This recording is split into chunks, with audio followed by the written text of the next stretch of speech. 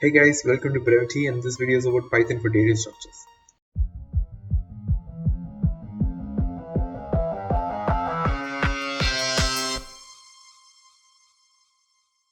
So why Python? As we know, in placement, most companies generally don't mind what programming language you use. You can use anything between C++, Java, and Python. And you might find Python especially advantageous over other languages when speed is the main concern. Speed as in when you have to solve many questions in very limited amount of time. In those cases, you have to implement whatever logic you want as quick as you can. Uh, in cases like that, you might find the inbuilt Python data structures and functions especially useful. So without much talking, we can dive right in. So the first data structure we're going to look at is Python list. So a Python list is basically like a container where you can store like any data you want. So this is how you declare the Python list. So you might think like a Python list is like an array in like other languages, but this isn't true because so this is how you generally declare an array in other languages. So one thing you notice like in array you give some memory size like 100 or something. So this static allocation where you allocate the memory before for an array. But the lists are basically like a dynamic allocation. Like when you add more elements, the memory allocated dynamically. Another thing you notice, like an array, we declare a data type, like integer, character, etc. Like all the elements in array should have the same data type. But a Python list is completely different. Like you can have multiple data type elements in the same list. So to add in any element in the Python list, this is how you add an element like, using the append operation. So first thing I'm adding a number value, and next thing I can add some string like ABC or whatever. And so it resembles more like a Python like array, but it's more like a dynamic allocation, and you can have any data type you want. That's the difference between the Python list, and the array. And using the Python list, you can implement like other data structure much more easier. Like for example, stacks or queue. So now I'm going to look at how to implement a stack using a Python list. So the Python list has so many inbuilt methods and functions which you use while programming. So if I want to access the individual element, I can just give a of 0, which accesses the zeroth element, for example. Now, if I want to access sequence of elements, like from first index to the fourth index, I can just give 1 is to 4. This basically access from the first index till the fourth index, which means till the third index value will be returned. Now, if I want to skip an extra element, I can give offset. Like if I want to skip the second and go to the third element, I can give a provide offset of 2. So this skips 2 elements at a time in each iteration instead of 1. Now, if I want to access the last element, like one common way you can think of is like I can use the length of the A, which means the length of the list minus 1, which is basically the last element. Another interesting way we can do without using the length function is like using negative indexing, which means I can access it by minus 1. So minus 1 also denotes the last index in the list, and minus 2 denotes the second last. So it goes like that. Now, if I want to reverse the array, one way I can do is like as we've seen before, this creates an iterator, and since I've not specified a value, it takes in from the first index to the last index. Now, in order to reverse, I can create an offset as minus 1. So, which means it iterates negative, like in a reverse order in each iteration. So it returns a reversed list. Now, if I want to copy one list to another list, one way you can think of is b equal to a. This basically creates an identical copy. So what is identical copy? Like suppose I want to print a and b.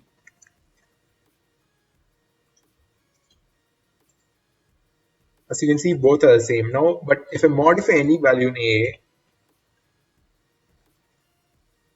for example, even the value and the b is modified. So this creates an identical copy. Now, if I don't want to create an identical copy and just a replica of it, so I can modify this as I can copy it using the iterator, which means copies one value at a time.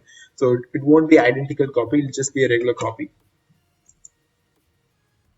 Now both the arrays are different. Another method which can be used while copying is using the copy function.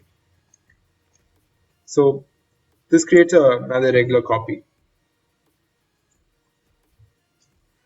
Now, another thing which we want to know while dealing with list is how to delete each element. So one function for this is using the pop operation. Like I want to remove the last element from the thing. I can just give a of pop. The pop defaults to the last index. So I'm removing the value of fourth in this case.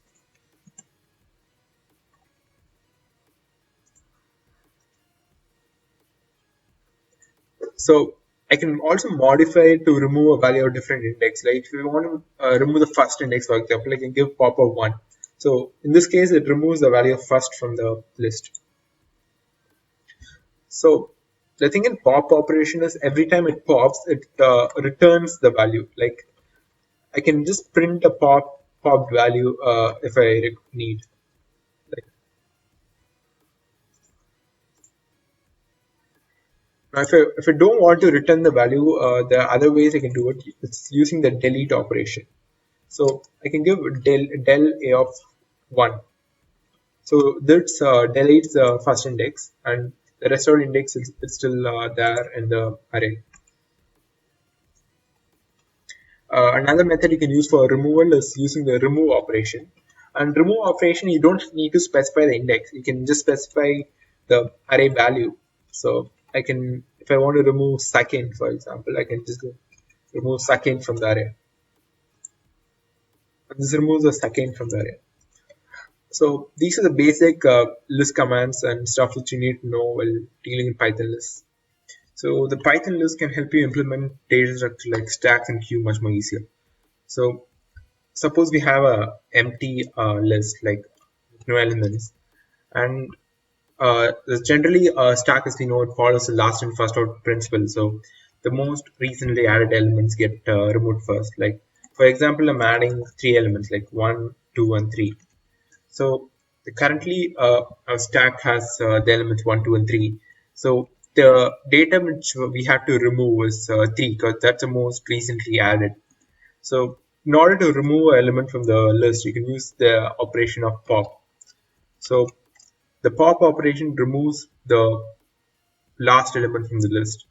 So this is a basic implementation of a stack using the list. So this can be modified to implement queue. Like queue follows a first in first out principle. So the queue operation, you remove the first element in for each pop operation. So you can add in the index of each element in the pop operation. Like suppose I'm adding 0, so it removes the 0th index element in the pop operation. Now if I run the code again, it removes 1 and the result is 2 and 3. So another data structure is widely used in Python is sets. So sets is basically an unordered and unindexed collection of data. So sets can't have a duplicate elements like how a array can or list can have. One example I can give you where sets can be used is like if you're given a list of elements with duplicates and you're asked to remove all the duplicate elements, you can just iterate and compare each and every element. It's very complex, and an easy approach to this is like using a set conversion to convert the list to a set. So it automatically removes all the duplicates. So to declare a set in the Python, it's basically curly brackets and all the elements you want inside a set. So you might think to declare an empty set, it's something like just a curly bracket, but this isn't true because this actually refers to a dictionary, which we'll come across later. So if you want to declare an empty set, you can just do s2 equal to set. This basically is an empty set. Now, if I want to add elements to a set, I can use type conversion. This basically is a list, so it converts a list to a set, and I can add in any element I want. Like suppose I'm adding 2 and 4, for example. So I've declared 2 sets, like, and sets, just like list, has many methods and functions. And one operation you can do is the add operation. Like if you want to add an element to a set, you can just do s1 dot add. If I want to add 4 to set 1, I can do s1 dot add of 4.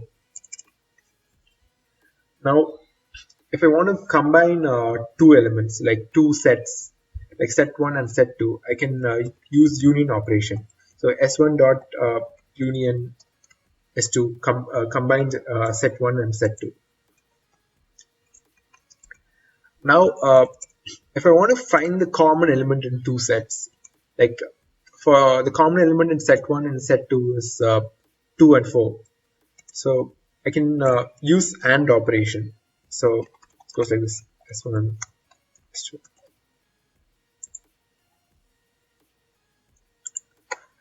Now, if I want to remove the set 2 elements from set 1, I can do set difference. So set 1 has 1, 2, 3, and 4, and set 2 has just 2 and 4. So I'm removing 2 and 4 from set 1. It will be S1 minus S2. So it's 1 and 3. Now, another thing you can do is iterating through a set. If I want to print each element in a set, I can create a for loop. So in list, the for loop which you notice, like it'll be in I in range from start index to the final index, just like any other for loop in other languages. For sets, you don't since there's no indexing, like you can't have 0th index in a set. You can create an iterator, which means it's iterator from the first index to the last index, and you don't specify an index. Like for I in for iterating, so for iter in you can just declare I for I in S1. So this points to each and every element while traversing through a set. I can just print I.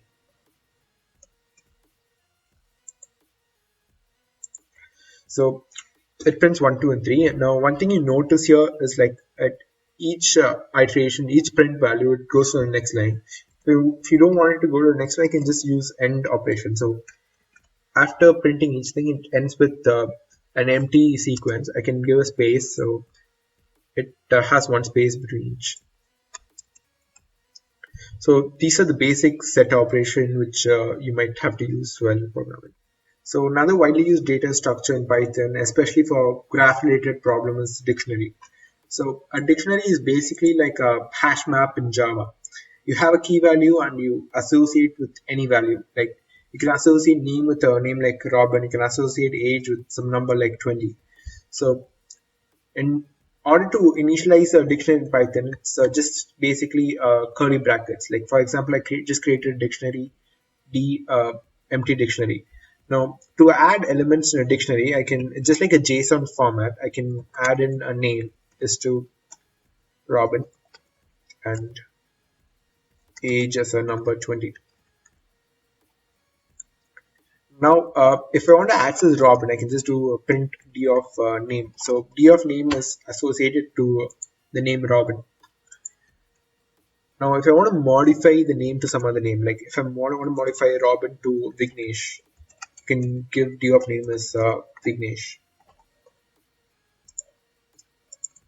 Now, if I want to iterate through the dictionary, the two ways I can do it. Like one function which helps me do it is items function. So items function converts it into, you can call it like a form of list of key value path.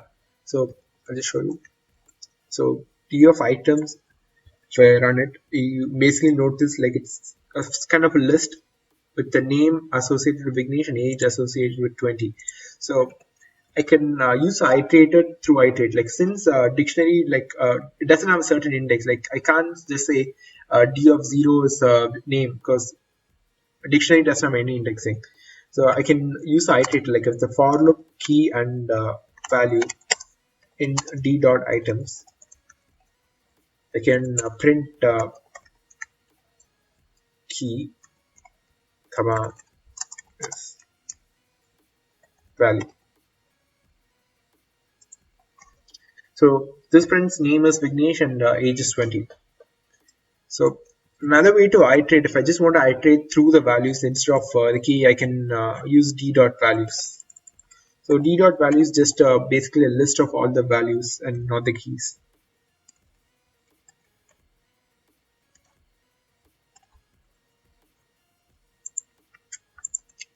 Now if I want to iterate through keys, I can use d dot keys.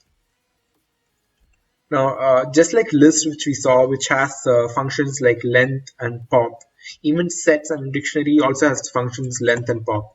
So if I want to pop out the value of age from the dictionary, I can just do d dot pop age. If I print the dictionary, you're just going to notice the name and not the age. Now, uh, dictionary can be widely used in graph-related problems. The reason is, suppose I have 100 nodes as a graph, and node 1 is connected to node 98 or for some reason. Now, in order to store in all the connections, you have to declare some 100 cross 100 array. So you have 100 cross 100 memory locations, and to signify a connection, you basically store a of 198 equal to 1. So if you assume 1 is a connection and 0 is not connected. So in order to simplify this, like I can just give it like this. Like if it's a graph, for example, I can give the 1 is connected to 3, and some 3 is connected to 5. So this saves a lot of memory, like especially you're dealing with graph problems of huge data. You might be prone to memory issues very often. So dictionary helps in this case to save the memory. Now, the same graph example as we just saw.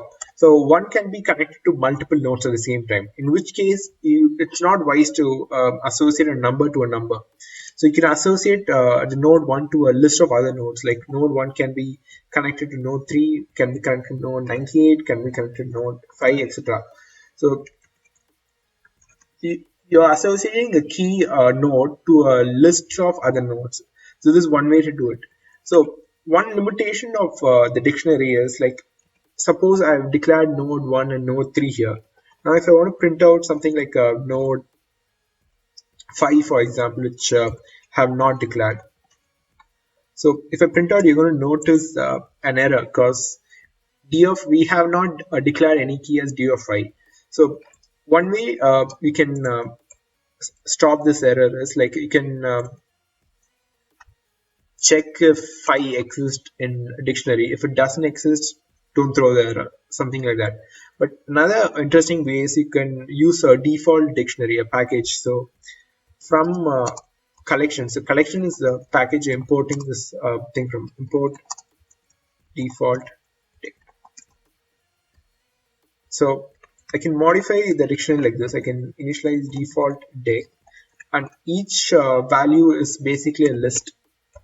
So now if I want to print d of I, you're going to notice empty list because it's not connected to any. So defaultly it assumes it's not connected to any. Now I can, just like any other dictionary, I can just have d of 1 that's connected to multiple nodes, and I can run the same.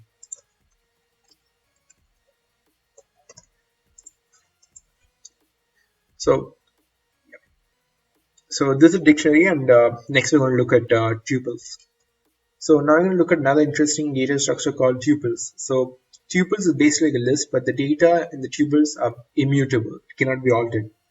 So although you're not going to use tuples very often in computer programming, sometimes you have to use it with graphs for network related problems. So I'll give you an example of where it can be used.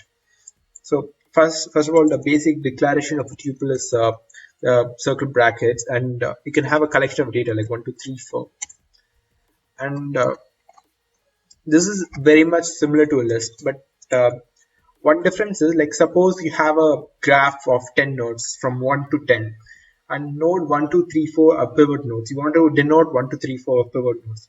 So one way you can do is, like, you can use a dictionary. So you can have a dictionary, and key as 1 and value is pivot, key as 2, value is pivot, key as 3, value is pivot, key as 5, value is not pivot, something like that. Or one way you can improvise this is, like, you can have a dictionary, and you can have a dictionary of the tuples of all the pivot values, and you can have a key value as pivot. So now if you print the dictionary, you're just going to notice all the tuples values associated with the term pivot. Uh, so the question is, why can't we use a list for the same operation? Why do we have to use tuples? So tuples are immutable. So the key value in a dictionary must be immutable. So that's why tuples work and list doesn't work.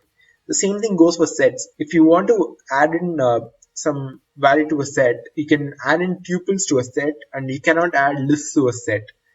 So if I have a set, for example, s equal to set, and I cannot add in an list of items. I cannot add 1, 2, 3, 4 list, because that gives an error if I try to add. So instead, I can replace the sets in some cases like this as with tuples. And another thing is, since the tuple data is immutable, sometimes you might, during iteration through the tuples, the performance might improve since the data is immutable compared to immutable data. So that's the tuples which you have to know. So the deck is another interesting data structure in Python. So just like a regular queue where you can do append and push and pop operation, now it can be done in both ends of the queue, both left and right end of the queue. So to use deck, you can import it from the collections package, and we can initialize it follows. Now, suppose I'm having some default values like 1, 2, and 3. Now, as we've seen append operation, so in append operation, we push any value to the right end of the queue. So in deck, we can add in any value to the left end of the queue also. Like I'm adding 0 to the left end of the queue and gets pushed to the left end. And if I want to remove a value, I use the pop operation. So pop operation defaultly removes from the right end of the queue. And if I want to remove from the left end of the queue, I can just use pop left. The pop left removes the value from the left end of the queue. Now, another interesting thing in deck and even regular lists is like the functions index and count. So index finds the value of the index where the certain value is. Like I need to find where value 2 is in the DQ. So I can just give index of 2. So this returns 1, which is a place where 2 is in the deck, and the count operation counts the number of occurrences of certain value in the deck. And another very interesting function which the list doesn't have is like the extend function. So in regularly, if you want to combine multiple lists, we can use list slicing, and if you want to combine list A and list B, you do A plus B. The A plus B merges two lists together. We can do it in a much better way using extend function. So if I want to add some elements like 4, 5, 6, I can just do a dot extend 4, 5, 6, and now if I print A, you find A with 4, 5, 6. And the thing in deck is you can add in elements both left and right. So if I just give extend left, this thing will be added to the left instead of right. Another thing is you might have come across this program a lot. The program where you have to rotate the array like by certain spaces. So a deck is very useful in this case because it can do it of one complexity. Like you can rotate the array by 3 spaces, for example. It basically shifts 3 positions from the left to the right. So the 6, 5, and 4 you see in the array gets shifted to the right. And you can also do the inverse rotation, which means rotate the 1, 2, and 3 in the other order. So if you do rotate a -3, it shifts 1, 2, and 3 back to the left index. So that is a deck, and some lead code problems you might come across, or some sliding window kind of problems where you have to use the deck's data structure to solve the problem much more optimally. So heaps are another very interesting data structure which is mostly used for the creation of a priority queue for Dijkstra's and other interesting algorithms. So heaps are basically like a balanced binary tree where the parents can be either smaller than both the children or larger than both the children. So what does that mean? Like suppose you have a list of all these values, and if you want to convert it into a heap data structure, it will be as follows, where the parent node is smaller than both the children, and the same thing goes for each level. Like 15 is smaller than 1450, and 10 is smaller than 15 and 30. Every level follows the same rule. So this is a perfect example of a mini data structure. So what makes this data structure special? So suppose you want to return the smallest element in the list. So in a heap data structure, defaultly the root node, as you can see, is the smallest element because it gets more and more larger in each level. So it can pop out the smallest element of one complexity. So this makes heaps very special. So the example which you see here, it's like a perfect example of mini heap data structure. So max heap, same as this, except the parent will be larger than both its children. So you get the basic gist of it. And to implement this today, we're going to use a module called HeapCube module. So you can import HeapCube as follows. And to convert the list of elements into a heap structure, you can use a function called heapify. So this basically converts the list into, you can say, a heap data structure. So now if you want to return the smallest element, like the same example you saw, you can basically pop out the smallest element using heap pop operation. So this pops out the smallest element, which is 10. Now if you want to push an element, like suppose I want to push the value 5, I can use heap push, and I specify the list which I'm pushing into. Like list A, I'm pushing the value 5. So it pushes 5 and the next smallest element which gets popped out is 5. Now you can do both push and pop operation in the same line. So pop operation removes the smallest element in the list, and push operation pushes any element you want into the list. So heap push pop, I'm pushing 11, and the pop operation defaultly removes the smallest value, which is 10 in this case. So 10 gets removed and 11 gets added to the structure. So when I run this, you're going to see the element that gets popped out is 11 because it's the smallest element. So another very cool function which HeapCube like module has is n largest and n smallest. So n largest, as the name says, it returns n largest element, and n smallest returns n smallest element. So suppose I want to return 4 largest element in the list, I can use n largest. I can specify the number of elements to return, like 4 and a. So it returns the 4 largest element in a. So the same thing goes for n smallest. We return the 4 smallest element in A. Now, all the functions we saw is a perfect example of a min-heap data structure. So every time we pop out, it returns the smallest value. Now, if you want to implement a max heap data structure, we can do one small modification. So by default, as you can see, heap queue is a min-heap data structure. So one way to make this into a max heap data structure is convert all the values of into negative of itself. So how does this help? Like suppose 100 is the largest element. So the heap pop generally returns the smallest element. So you for max heap data structure, you want to return the largest element, which is 100. So if you want to convert the 100 into minus 100, that becomes the smallest element in the entire list. So when you pop out, it returns minus 100. So technically, you're basically making a min heap mimic the same property of a max heap by making all the numbers negative. So one way to make all the numbers negative is you can just use a loop. So you can run a loop for I in A. So for I in A, basically you're running an iterator from the first value to the last value. I refers to each value. So you're adding minus I of each value. So it converts each value in A to negative of itself. So as you can see, each value in the list is negative of itself.